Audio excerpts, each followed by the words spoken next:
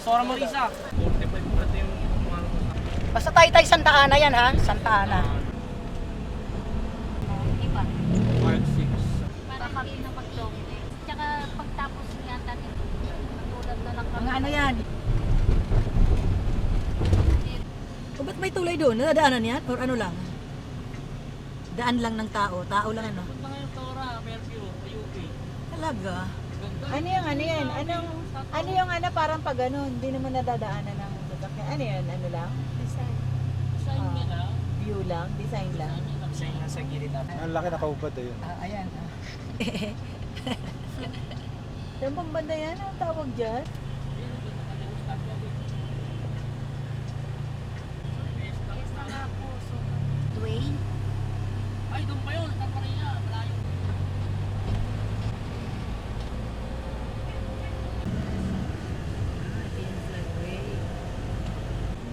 Ito nasa gilid. Kanan ka dyan daw, kanan.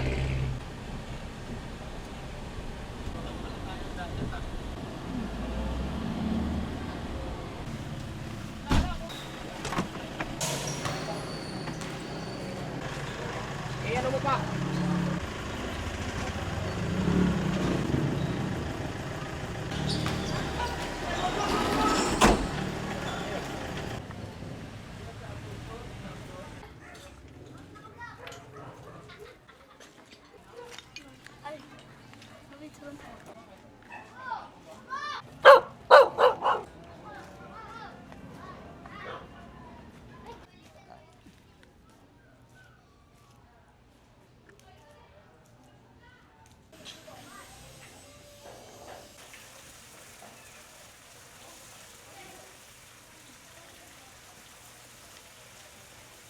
Ito yung asawa ko.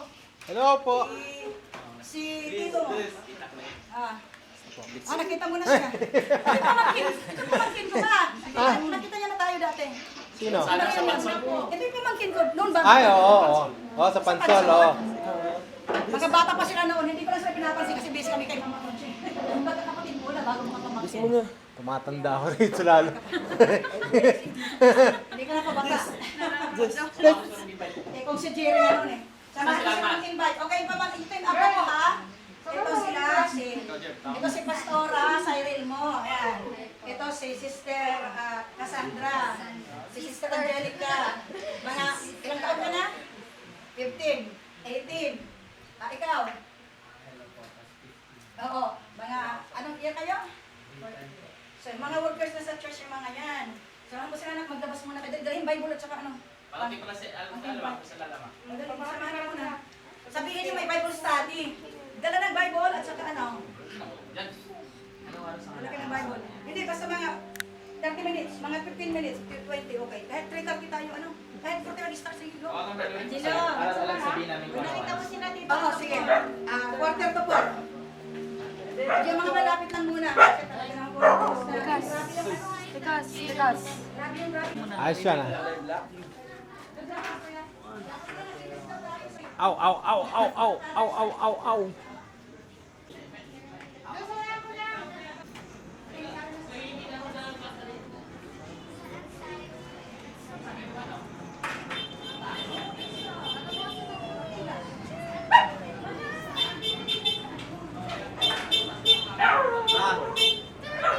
Sabes. Ma, bas ka. Sa gilid. Muna, gilid kayo. Dali. Pasara kanina umakit ko ulit.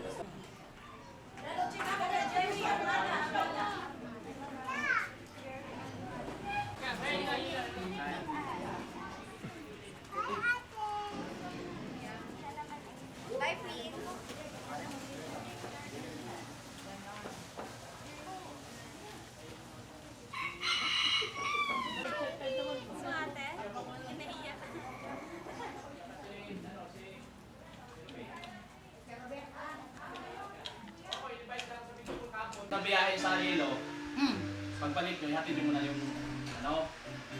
Bumiyahe man ulit yun kasi paulan daw. Yung anak mo? Yung kapatid niya. Ayaw yung mag-charge doon? Okay. Wi-Fi? Wi-Fi daw. Hindi ko alam. Kahit ako, di ko alam. No. Yeah, meron. Wi-Fi. Wait lang. Kunik mo daw siya wifi, Han. Kunik mo daw siya wifi. Kunin mo nga ito.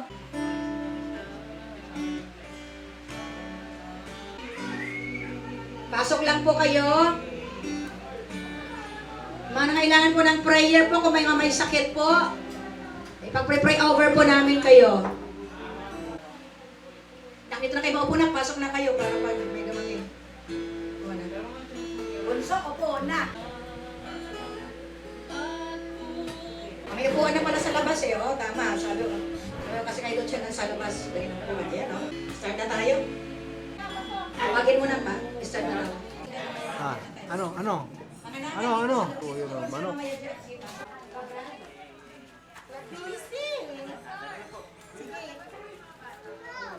Sino magtuturo sa kanila? Tawag mo na sila na pero. Sang labas na Hindi nila kailangan bumiyasa. Tara po na tayo sa oras. Dito na, pasok na kayo. Dito na. Dito po ang bata. Pasalan, oh. Puso! Naglilinis pa nga sa loob. Naglilinis pa nga ng bahay. Walang puso! Ano yan? Okay lang po yan. Dito kaya. Ito nga lang sa inyo dahil bigyan ko muna kayo ng isang dati ha. Ano yung basahin sa kanila? Ayan. Ito dali natin sa akin. Yung dati natin. Ha? Oo, susunod. Tingnan nyo nga po ang sinasabi dyan. Hahanapin ang sino mang mayroon Tagalog, nakakita Tagalog yun. Sa Book of Acts, basahin mo nga muna bago tayo magpatuloy. Gawa 17 verse 24 to 27. Ang Diyos na gumawa ng sanlibutan at lahat ng naririto ay ang Panginoon ng langit at ng lupa at hindi naninirahan sa mga templong ginawa ng tao. Yes. Verse 25. Hindi rin siya nangangailangan ng anumang tulong o paglilingkod ng tao, Yes. sapagkat siya mismo ang nagbibigay ng buhay, Amen. hininga at lahat ng bagay sa sangkatauhan. Yes. Mula sa isang tao ay nilikha niya ang lahat ng lahi sa buong mundo. Itinakda niya sa simula't simula pa ang kani-kanilang panahon at hangganan. Ginawa niya iyon upang hanapin nila ang Diyos. Yes. Baka sakaling sa kanilang paghahanap, siya ay matagpuan nila. Ang totoo, hindi naman siya talagang malayo sa bawat isa sa atin. Sapagkat nakasalalay sa Kanya ang ating buhay, pagkilos at pagkatao. Nakita niyo po? Kaya tayo humihinga at gumagalaw dahil ang Diyos ay nagbibigay sa atin ng hininga. Amen po ba? So hindi po sa sarili natin galing. Kaya tayo gumagalaw dahil sa Diyos. So kaya po, sabi dito, baka sakaling sa ating pag-aapuhap ay makilala natin ang Diyos dahil hindi naman talaga siya malayo sa atin. Kay buti-buti mo, Panginoon, Sa lahat ng oras. sa lahat ng oras, Sa bawat araw. sa bawat araw, ika'y laging sapat kong magmahal. Ang iyong kaawaan ay mapagwalang hanggan. Kay buti-buti mo, kay buti-buti mo, Panginoon, Ating Diyos Ama na nasa langit. sa lahat ng oras, sa bawat araw, ika'y laging tapat kong magmahal. Ang iyong kaawaan ay mapagwalang hanggan. Pinupuri, sinasamba kita, dakilang Diyos at Panginoon. Tunay nga ika'y walang katulad, tunay nga ika'y di nagbabago. Mabuti ng Diyos na sa akin ay nagmamahal. Pinupuri, sinasamba kita, dakilang Diyos at Panginoon. Tunay nga Hanggang ika'y di nagbabago, ay buti ng Diyos na sa akin ay nagmamahal. Sa pinupuri, pinupuri, sinasamba kita, dakilang Diyos at Panginoon. Tunay nga ika'y walang katulad. Tunay nga ika'y walang Tunay nga katulad. ika'y di Tunay nagbabago. nga ika'y di nagbabago. Ay buti ng Ay Diyos buti ng na Diyos sa atin na sa akin ay nagmamahal. Ay buti ng Diyos na sa akin ay nagmamahal. Tapakan po natin ang Panginoon. Hallelujah. Mabuti po ba ang Diyos? Hallelujah. Sa inyo po tayo. Pwede na po maupo. Okay? At ako po ay mag-share na po sa inyo. Kumusta kayo dyan sa, marami pang nanay dyan, mga bata? Ipunin mo rin yung mga bata dyan sa Irel. Tapos ano na lang kayo, toro-toro. Okay? Okay, so good afternoon po ulit sa inyo. Bakit po ba kami pumarito sa inyo? Kahit na katatapos lang namin din po sa gawain namin kanina ng umaga at sa bagong baryo sa Caloocan. At meron pa kaming gawain din sa May Kawayan, Bulacan. Kasi nakapagbukas din po kami doon ng gawain ng Panginoon at ang naging coordinator din po doon ay pamangkin ko po. Kasi po, sila po talaga ay talagang nagmamahal sa Panginoon, ang kanilang buong pamilya. Meron kasi akong pamangkin, ganito ang sabi niya. Sabi niya, tita, ang gusto ko lang talaga ang buong pamilya ko ay makapaglingkod sa Panginoon, ang mga anak ko. So alam niyo, nung una, siya lang muna mag-isa. Pero alam niyo, hanggang sa ato na, siya, asawa niya, mga anak niya, mga manugang niya. Grabe. Kaya tuloy, ang nangyari doon sa May Kawayan, Bulacan, at di pa po, sikandasin sila o pamangkin niyo. Ang nangyari tuloy, ngayon, 8 buwan na ang gawain namin doon, meron na kaming tinatawag na Sunday service. Wala na kayong magagawa. Kahit ilang bilyong panalangin ang gawin natin sa kanila. Kung hindi sila ligtas na lang, hindi sila maliligtas. Kasi ang agad pumalit sa langit. Ang sabi sa ano mas magiging Katoliko? Kasi yan ay universal religion. Okay? Dati kasi wala naman talagang mga Diyos-Diyosan sa ating religion. Wala. Sa Bible makikita nyo. Pero ewan ko, inintroduce kasi ng Roma yan. Inintroduce. Kaya ngayon, ano tayo? Naniwala. Pero hindi naman talaga dapat ganon. Anong sabi kanina sa binasa mo? Dugtungan muna natin. Ang Diyos na gumawa ng sanlibutan at lahat ng naririto. Okay, yung ano na. Palagi na makabang lang dyan. Ikaw nagabasa. Okay po. Mga anak ng Diyos, huwag nating akalain na ang kanyang pagka-Diyos ay mailalarawan ng ginto, pilak o bato na pawang likha ng isip at gawa ng kamay ng tao. Sa mga nagdaang panahon, Ayan. So nakita niyo po sa Bible. Ano ba ang Bible? Ito yung special book of God. Special book ito ni God. Nangungusap siya sa tao at bawat nations at bawat generations through the Bible. This is the special book of God. At itong Bible ang pinakamaraming translation sa buong mundo ng mga book. Why? Kasi Bible nga po salita ng Diyos. Okay, at ito ang pinakamatandang book sa buong daigdig. 2,000 years ago na ang copy nito ng Bible. At lahat ng lingwahe, pinakamaraming translation ay ang Bible po. So, ang Bible po is God's special book. At ito ay hindi po ito ordinary na book, ito ay supernatural book. Dahil ang nakasalalay dito ang ating kaligtasan. Dito nakasalalay ang ating kaligtasan. Minsan na may kasabihan, pag nagsimba daw, parang banal. Paglabas, parang ano? Religion lang po yan. Ano ba sa religion? Okay, excuse me for the word, excuse me, pero nasa Bible. Ang sabi ng Bible, sa takot na ano problema dyan? Madali na lang yan, kalimutan. Hindi din sa akin, Di na ako nagsamba talaga. So, ayun, malapit. Alam mo, lalo sa Mikawayan kasi bagong gawain namin. Sabi ko, alam mo lang ang kabataan, in darkness, ang magkakakontrep in darkness. katapatan mo, O Diyos, tunay at dakila. Ang pag-ibig mo ay wagas, walang kabantay sa aming puso. sa inyong kamatayan sa krus, ang pagbabayad ninyo sa aming kasalanan. Na imbis na kami ang magdusa sa krus, kayo na po ang umako sa aming mga kasalanan. At kayo ay namatay sa krus, inilibing at nabuhay na muli.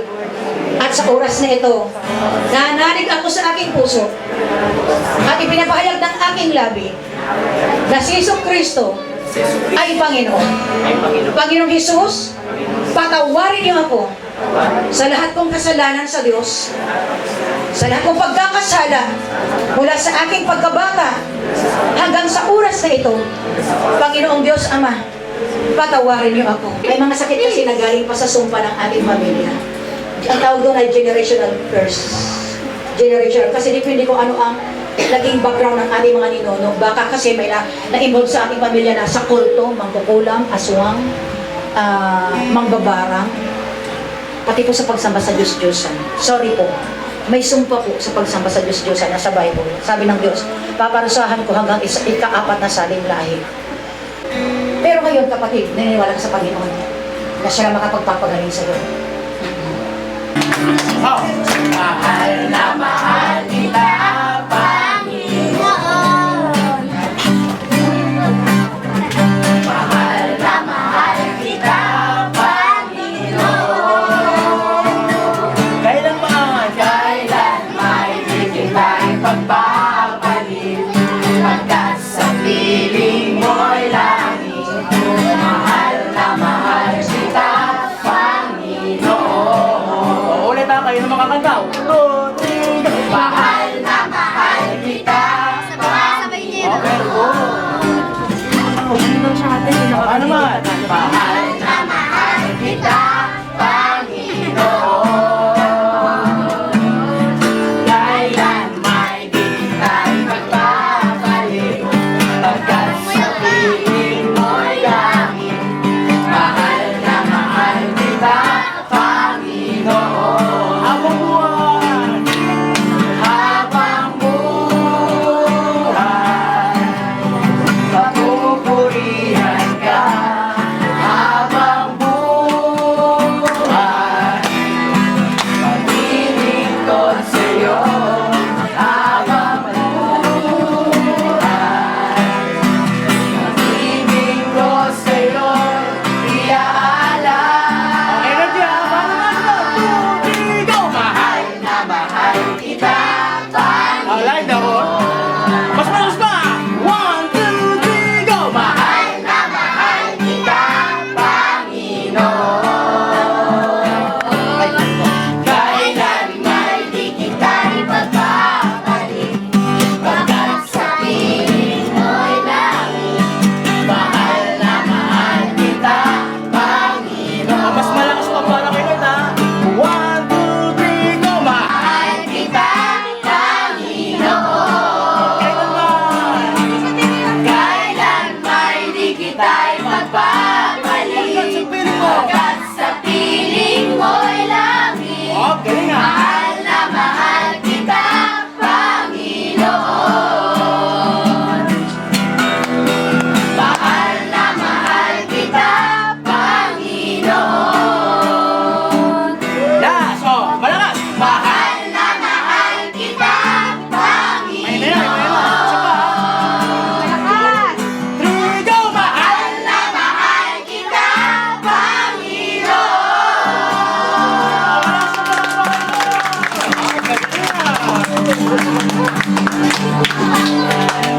Very good, very good. Oras na rin mga pagkain nila. Ayoko mag-uya. Kuha ako ng akin kumakas. Kaso makikihati ka sa kanya. Alam siya.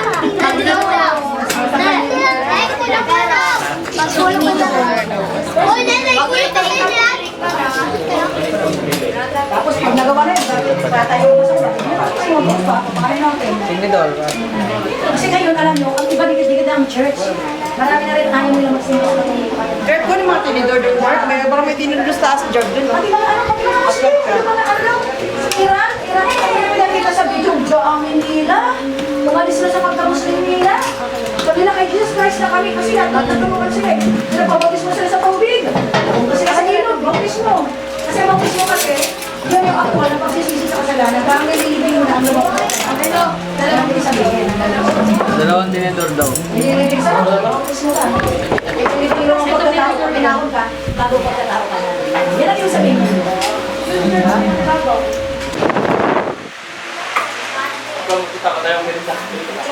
Ganyan din ang ulam namin. Baka lang siya ang kulit. Saka, Ayan, bukas yan. Dalawa. Dalawa na lang. Pagpunin namin, makain na kami ng hapunan. Sila na lang makainin niyo dyan. Ay, yan mo na, pwede na yan. Ay. Ikaw lang, ilan ka na? 18. Nasaan si Palit? Nasaan yung si Kuya? Kaway ko ah. Hindi isip. Ah, yung kaming kanina, yun ang panganay. Ah, yun, siya palang panganay. Ah, okay. Sige pa. Ito ang pangatlo, yung isang asawa na. Bayo. Ayaw ko. Ano yun? Ay, siguro birds. Kasi sabi nila. Alam mo, kahit dalawa sila, pag hindi mo pinakain, mamamatay silang parehas. Sabagay. Para silang mamamatay. Totoo yan, totoo yan. So, hindi po totoo mga kasabihan ng lovebirds. Pag nag-iisa na lang, lovebird. Dalawa pa sila. Mabuhay ka hanggat gusto mo. Yan ang term. Lovebird. Buhay ka hanggat may kapagkain. Hanggat may pagkain. May tao sa loob. Lovebird, third wing. Third wing ka. Ay, bird seeds. Tsaka sunflower. Ah, Ito daw.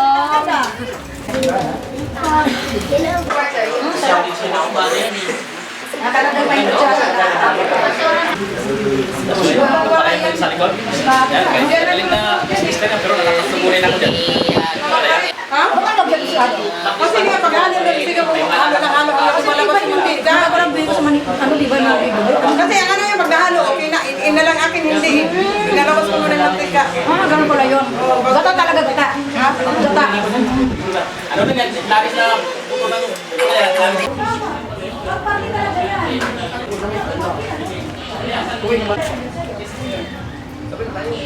Ano ba siya? Ano ba siya?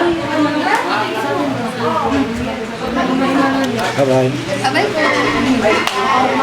Kita-kita ulit. Babay ka doon, May. Babay ka doon. Bye-bye. Apir, apir. Sama ka na sa amin. Halika. Sama ka lang kasi para ka lang sa anak ko.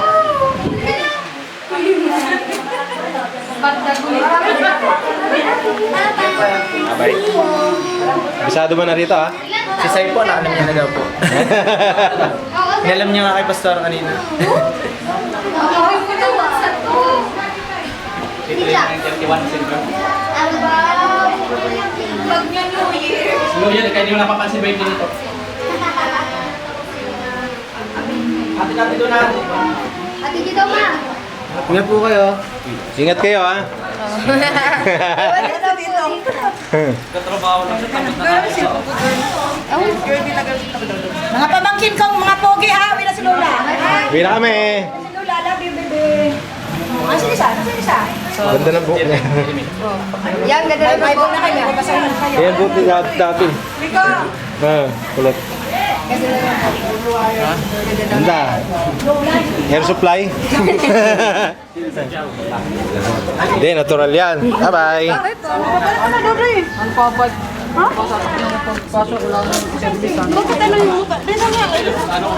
Ingat sila kayo yun ang mga... Saan ba kayo?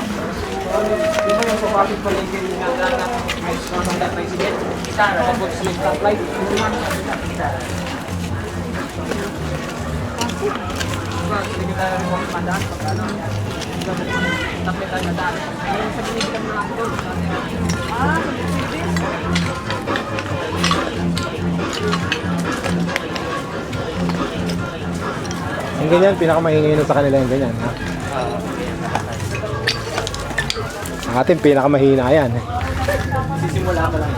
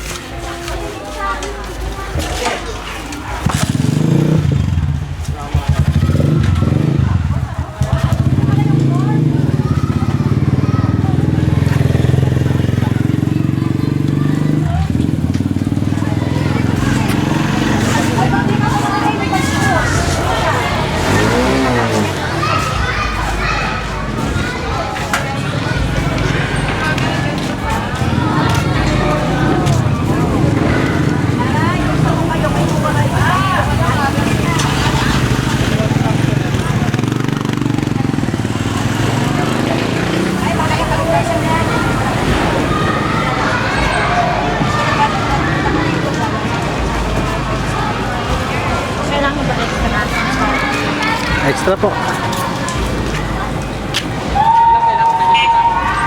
yata kami? Ilan kayo tita lahat? 14. Yan. Oo. Siya? Hindi na kasya ito 15. May isang mga ano doon? Dami. Oo. Isa rin chariot.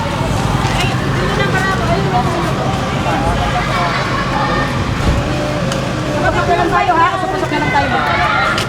Tayo niyo lang yung ano? Yung chariot para sundan niya. Ah, okay.